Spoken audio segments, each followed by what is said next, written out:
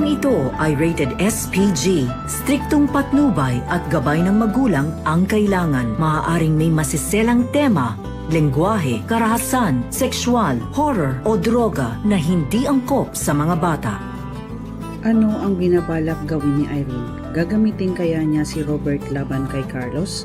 Magandang araw at eto na nga tayo sa ating pinakaabangang tagpo sa abot kamay na pangarap. Welcome to my channel. Please don't forget to like, comment, and click the bell button para lagi kayong updated sa aking mga videos. Samantala sa kulungan, dumating na ang hinihintay ni Giselle na si Lynette. Naabutan niya si Nurse Karen at Nurse Ivan na abala sa ginagawa nila. Naitanong ni Lynette kung nakita nila si Annalyn. Habang kausap niya ang dalawa, napadaan naman ang Lotus Gang at nilapitan nila si Lynette at nagtanong si Madam Lotus kung si Doc Annalyn ba ang hinahanap niya dahil kilalang kilala nila ito sa pagiging isang mabait na doktor at tagapagligtas nilang lahat sa loob ng City Jail. Itinuro niya kung saan nila huling nakita si Annalyn na ipinagpasalamat naman ni Lynette. Sa hindi inaasahang pagkakataon naman, padaan si Moira galing sa selde niya dahil pinayagan na siya ni Giselle na palabasin ito dahil naawa siya kanina nang makita niya ang mag-inang nag-iiyakan at nag-uusap sa selda. At gusto din ni Giselle na makita ang magiging reaksyon ni Moira kapag si Lynette na ang kaharap niya dahil alam niya na si Lynette ang mortal na kaaway ni Moira. At para malaman niya din kung kaya pa din niyang magbait-baitan sa harap ni Lynette. Pagdaan ni Moira, galit na nakatingin sa kanya si Lynette. Nabanggit naman ni Mildred kay Madam Lotus na kabit si Lynette ng asawa ni Moira. Kaya sinabi niya na parang nakita ko na ang ganitong eksena, ang pagkikita ng kabit at ng asawa. Inamin niya sa harapan ni Lynette na pinatay niya ang kabit ng asawa niya. Kaya napatingin na natakot si Lynette sa sinabi ni Madam Lotus. Nang kung walang ano-ano'y biglang lumuhod si Moira sa harapan ni Lynette. Umiiyak na nagmamakaawa na patawarin niya ito sa lahat ng mga nagawa niyang kasalanan sa kanya at pinagsisisihan niya na ang mga ito. Napatingin ang lahat kay Moira sa ginawa niya at nagulat naman si Lynette dahil hindi niya lubos maisip kung bakit ito ginawa ni Moira. Hindi pinaniwalaan ni Lynette si Moira. Sinabihan niya ito na tumayo ka dyan, Moira. Huwag mong daanin sa drama ang lahat. Kilala kita dahil minsan mo nang ginawa yan sa akin, kaya hindi ko maibibigay ang kapatawaran sa'yo at lalong hindi ako naniniwala na nagbago ka na.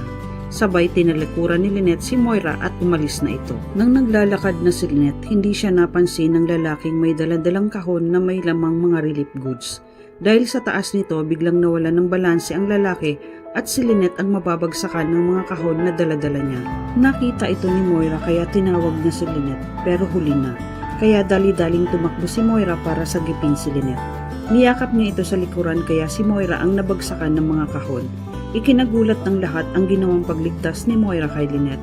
Maya-maya ay nagtulungan na ang mga tauhan para tanggalin ang mga nakadagan kina Moira at Lynette at nakita nilang nasugatan si Moira kaya agad naman nila itong ginamot.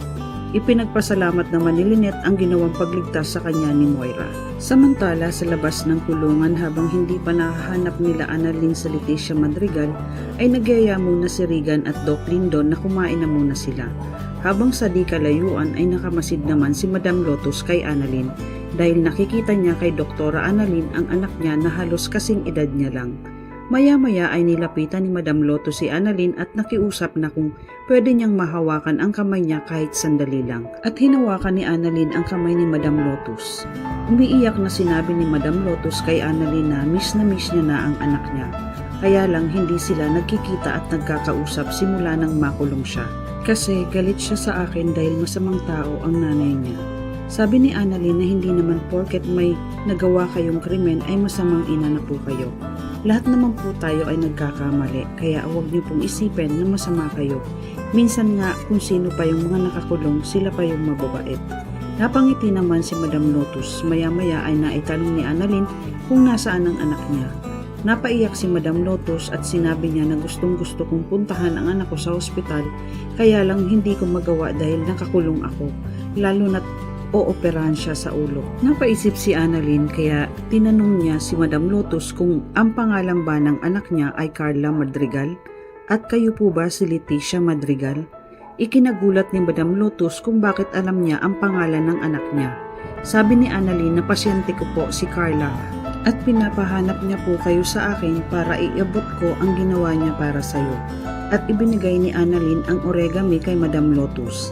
Napaiyak si Madam Lotus nang makita niya ang gawa ni Carla dahil ito ang paborito nilang ginagawa at may pangako sila sa isa't isa na gagawa sila ng madami. Sabi ni Annalyn na pinapasabi niya na miss niya na po kayo at mahal na mahal ka niya. Mas lalong napaiyak si Madam Lotus at napayakap siya kay Annalyn. Sobra ang pasasalamat niya kay Doc Annalyn. Samantala sa East Ridge, dahil sa mga sinabi ni Irene sa harapan nila Chang Susan at Josa, hindi napigilan ni Carlos ang galit niya kay Irene kaya hinawakan niya si Irene sa braso, sa kanya dinala sa isang kwarto. Na ikinagulat naman ni Chang Susan at Josa ang ginawa ni Carlos. Binalaan ni Carlos si Irene na kapag hindi siya tumigil sa mga pinagsasabi mo, masasaktan ka sa akin. Huwag mong antayin na masaktan kita bago ka pa tumigil. Kilala mo ang pagkatao ko. Alam mo kung ano ang pwede kong gawin sa'yo. Kaya ngayon pa lang umalis ka na dito at ayaw ko nang makita pa ang pagmumukha mo dito sa hospital ko. Natakot si Irene kay Carlos dahil alam niya ang kayang gawin nito sa kanya. Sinabi na Irene na sige, aalis ako dito pero tandaan mo, ako pa din ang asawa mo dahil hindi tayo nag-divorce. Saka lumabas ng kwarto si Irene at naiwan si Carlos na nag-iisip kung paano niya mapapabalik ng Amerika si Irene. Maya-maya ay lumabas na din si Carlos at binalikan niya sila Chang Susan at Josa. Humingi naman siya ng pasensya sa dalawa sa sinabi ni Irene sa kanila. Naitanong ni Josa kay Carlos kung bakit andito pa ang ex-jowa niya sa Pilipinas. Sabi ni Carlos na hindi ko nga alam kung bakit hindi pa bumabalik ng Amerika si Irene. Natahimik si Josa at bigla naman nagsalita si Chang Susan na alam mo Dok, hindi kaya gusto ka nun agawin yan kay Lynette? Kaya hanggang ngayon ay ayaw niyang umalis ng Pilipinas? Sabi ni Carlos kay Chang Susan, tapat ako sa asawa ko at mahal ko si Lynette. Hindi ako katulad ni RJ na may asawa na naghahanap pa ng iba. Kaya natahimik ang dalawa at maya-maya ay nagpaalam na si Carlos kay Chang Susan at kay Josa. Samantala sa Apex, nagpunta si Irene dahil may pinaplano siyang gawin. Pagdating na Irene sa Apex, nakita niya si Robert na nakaupo sa labi at parang may inaantay. Ngumiti si Irene dahil umaayon sa kanya ang panahon sa gusto niyang gawin. Kaya agad niya itong nilapitan para magpakilala siya. Kinalabit niya si Robert at tinanong niya kung siya ba si RJ Tanyag. Napatayo naman si RJ at ipinagtataka niya kung nagkakilala na ba sila. Sabi ni Irene na hindi pa pero madami na akong alam tungkol sa'yo. Hindi naman makapaniwala si Robert dahil ngayon lang niya nakita si Irene pero madami na siyang alam tungkol sa kanya. Sa isip ni Robert, sino ba ang babaeng ito? Maya-maya sinabi ni Irene na pasensya ka na kung madami akong sinasabi sa'yo kasi halos parehas tayo ng pinagdaanan sa buhay at ang balita ko kasi na mas maalala ang napangasawa mo. Sabi ni Robert na si Moira ba ang sinasabi mo? Matagal na kaming hiwalay noon at kasalukuyan siyang nakakulong ngayon dahil sa ginawa niya sa pamilya ko. Nagulat si Robert sa mga kwento ni Irene kahit ngayon lang niya ito nakilala. Samantala sa isip naman ni Irene na kailangan niyang makuha ang loob ni Robert para magamit niya ito sa paghihiganti niya kay Carlos. Ano ang gagawin ni Irene? Mapapatawad pa kaya ni Lynette at Giselle si Moira? Totoo kayang nagbago na si Moira o isa lang ito sa mga plano niya? Yan ang ating pakaabangan dito lang sa Abot Kamay na Pangarap.